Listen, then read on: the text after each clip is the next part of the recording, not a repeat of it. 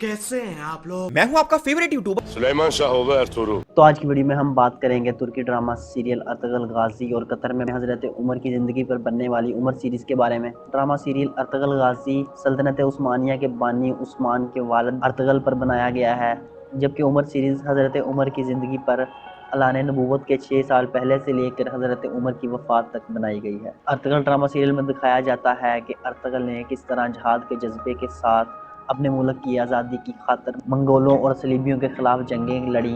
और उसके नतीजे में उसके बेटे उस्मान ने मंगोलों से अपने मुल्क को आज़ाद करवाया और सल्तनत उस्मानिया की बुनियाद रखी। और दूसरी जानब उमर सीरीज़ में हज़रत उमर की ज़िंदगी को बुनियाद बनाया गया है और दिखाया गया है कि किस तरह इस्लाम ने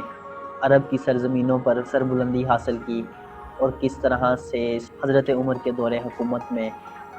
रोमन और पर्शियन अम्पायर्स को हराया गया और वहाँ पर इस्लामी हुकूमत कायम की गई। ड्रामा सीरियल अर्तगल गाजी में मेन फोकस तुर्कियों के दरमियान मौजूद गद्दारों पर किया गया है। पहले सीज़न में कुर्तोगलों को मारा गया जो कि सलीबियों के साथ मिल गया था, और इसी तरह दूसरे, तीसरे और चौथे सीज़न में भी उनके दरमियान बहुत सारे गद्दार आते रहे और 5वें सीज़न में अलबास्ती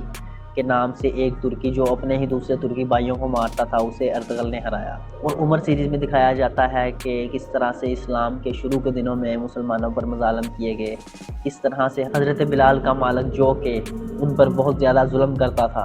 वो मालिक हज़रत बिलाल के ही हाथों जंग में मारा जाता है। और किस तरह वाशी जो कि हज़रत बिलाल के साथ ही ग़ुलाम था,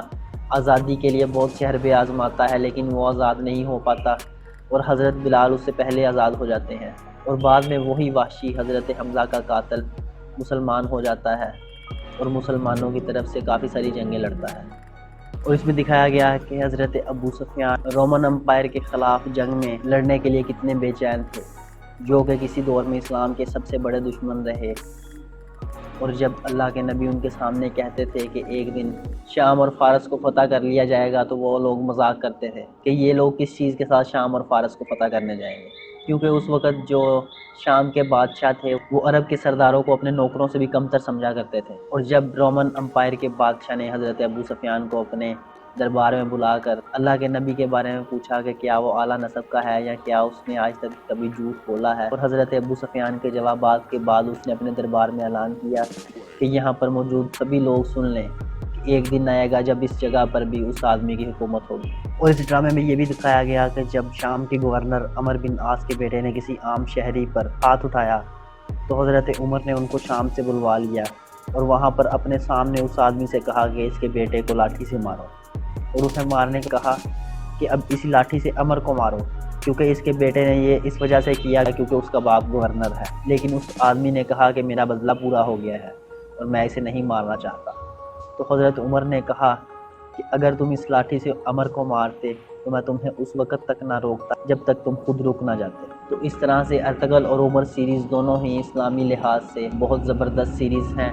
लेकिन उमर सीरीज़ अर्तगल से ज़्यादा बेहतर है क्योंकि इसमें अर्तगल की हिस्ट्री को तकरीबन 350 एपिसोड्स में कवर किया गया है, जबकि इसके मुकाबले में उमर सीरीज़ में सिर्फ 30 एपिसोड में बहुत ज़्यादा लंबे टाइम पीरियड की हिस्ट्री दिखाई गई है। तो इस्लामिक रेवोल्यूशन को देखने के लिए आपको इनको ज़रूर देखना चाहिए। तो स्टे ट्यून्ड। अल्लाह हाफ़िज़।